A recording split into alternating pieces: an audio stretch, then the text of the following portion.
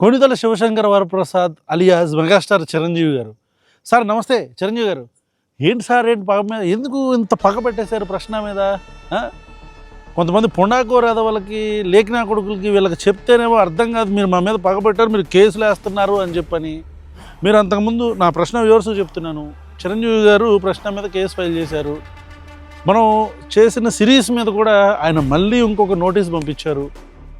మీరు అర్థం చేసుకోవాల్సింది చిరంజీవి గారు, సార్ మా ప్యాటర్న్ మీరు ఒకసారి అర్థం చేసుకోవాలి.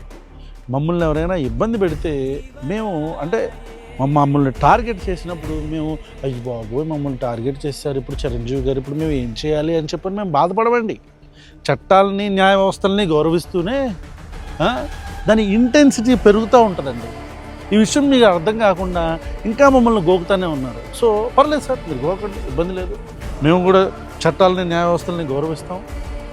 అలా గౌరవిస్తూనే మేమేం సమాధానం చెప్పాలి, మీకు ఎలా సమాధానం చెప్పాలి అనేది కూడా ఈరోజు 7 గంటలకి లైవ్లో మళ్ళీ చెప్తాం. మొన్న పెట్టిన లైవ్ మీద కూడా మీరు నోటీస్ పంపించారు కదా, మళ్ళీ లైవ్ పెడుతున్నాము. ఓకే, సో వ్యూవర్స్కి చెప్తున్నాను, సాయంత్రం 7 గంటలకి don't miss the live. This will be a banger. Sir Chiranjeevi garu మీరు కూడా చూస్తున్నారుగా, చూడండి సార్. ఉంటాను. Thank you sir.